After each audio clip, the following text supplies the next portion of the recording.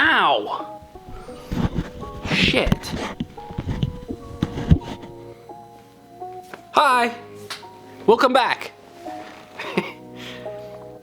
My name is Biwala, and today we're going to be going over some NBA PrizePicks props for today, Tuesday, January 9th, 2024. Today is Taco Tuesday, so I do recommend using any of the props that you like for my video today with some of the tacos. They haven't come out yet. I think they usually come out around noon where I'm at. We could talk about the slip last night a little bit. Tyler Hero cleared easy. The Gafford one was a little bit of a sweat, but not really, because he had like 9 rebounds and assists at halftime, and then only got 1 in the whole second half, but he still got there for us. And then, so right after I put that video out, we got news that Jason Tatum was sitting in the Celtics game, so that Tyrese under got a lot more sweaty. I was worried about that one, but then he got injured, so we never like to see that, but it worked out for the less on that. And then Giannis, I mean, I don't think anyone could predict that the Utah Jazz were gonna basically blow out the Bucks. Pretty crazy. I mean, they brought it back to a little bit closer, but Giannis had like 7 points almost going into halftime, which is very odd. You don't see that very often, so we missed on that one. But without Dame, you know, I think it was a good play still. I'd still probably go back to it, but he got a triple-double, so maybe I should have gone fantasy score on that one. If you flexed, then you made money. I do always recommend flexing your plays on PrizePicks. That's kind of one of the edges that you can have on PrizePicks versus just going through a sports book or something else. Because if you miss a leg on Bovada or Bet Online or something like that, you're not gonna get anything back. So if you flex your play and let's say you miss a leg, you still get 1.5 times your money back on a 4-leg pick. So, I mean, that's pretty good, man. And I couldn't tell you how many times I've gone 3 out of 4 and lost all my money because I didn't flex the play. So it definitely is beneficial to flex your plays, even though it's, you know, it doesn't seem as fun to not 10x your money, you 5x it, but that compounding is definitely gonna take you farther than trying to hit 4 out of 4 every time. But that's enough ranting about financial literacy, being financially responsible, I guess would be a better word. But anyways, so let's go ahead and start the video off. Sorry if there's any feedback on the mic, man. I don't know what the hell's up with that. I mess with this mic all the time. Sometimes it's perfect, sometimes there's feedback. I don't know what to do, man. If anyone's an audio engineer, give me a call, because I can't figure this shit out. But, so, we're gonna start off today. Let's make this video fast.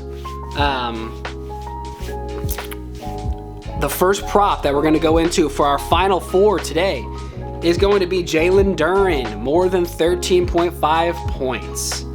And the reason that we're betting on the Pistons today, which you might say, what? Why would you ever do that? Well, Cade Cunningham is out today. So that means there's going to be a lot of usage to be soaked up by the rest of the Pistons. This game has a very high implied total of 240 points, which is pretty high. They think a lot of points are going to be scored in this game. 2 fast-paced teams, maybe not a lot of defense played. I do see this game blowing out. I think Sacramento wins this game pretty easily with no Cade Cunningham, but we just hope that these players are going to get a decently good amount of run. So starting off with Jalen Duren, more than 13.5 points. He's done it with Cade Cunningham on the court a couple of times, and I think they're going to need points from somewhere. You imagine Bogdanovic, Duren. I mean, what is it going to be? Killian Hayes? He's not doing shit. So we're just hoping that Duren can get that 13.5 points. I thought about going points and rebounds, but I just think they're going to need scoring today. So that's why my first hit there is going to be Jalen Duren, more than 13.5 points. Moving on to the next prop, it's going to be from the same game, and that is Bojan Bogdanovic for more than 4 rebounds. And kind of the same narrative. He's going to be on the court a lot. A lot of points scored means a lot of shots missed, which means a lot of rebounds. Bogdanovic is a minus he's at minus 150 to go over his 4 rebounds. So we're just hoping that he can get those rebounds today for us.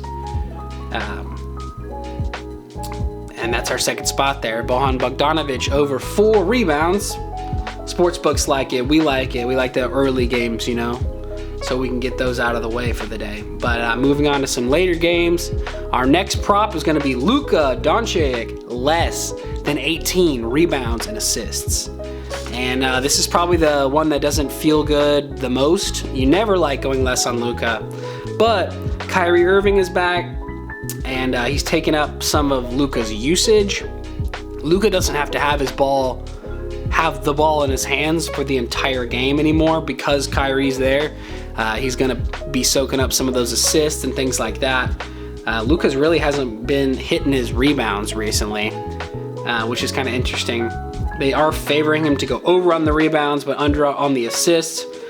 We're also kind of hoping for a blowout here. You have to think the Morantless Memphis Grizzlies are not going to be able to put up a good fight against the loaded Mavericks, who are on a tear right now.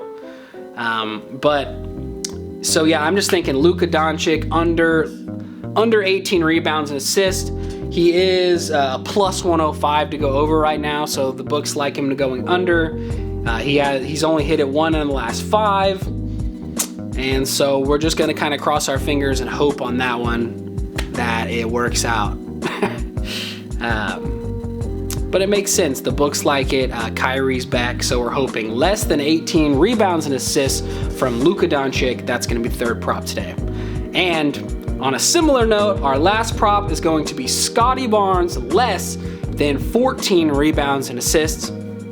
This is another one that's a little scary, but it's kind of a similar monologue I'm going to give you here. Scottie Barnes just got 2 new teammates, Emmanuel Quickley, and what's the other fucking guy's name? Emmanuel Quickley and RJ Barrett, the Maple Mamba. And, I think they're both kind of excited to be on a new team. They're both kind of showing off, getting a little more usage than they normally would, trying to get the Toronto fans excited. And that makes sense to me. I just don't think against the Lakers, Scottie's going to be going over this. He hasn't gone over it in the last 5. The books are juicing the under on this one.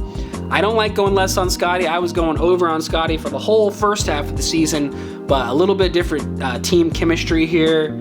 And I just don't think the usage is going to need to be so high from Scottie Barnes, especially on the rebounds and assists category. So we are going less than 14 rebounds and assists for Scottie Barnes today. Well, that's it for the Final Four today. Thank you guys for stopping by.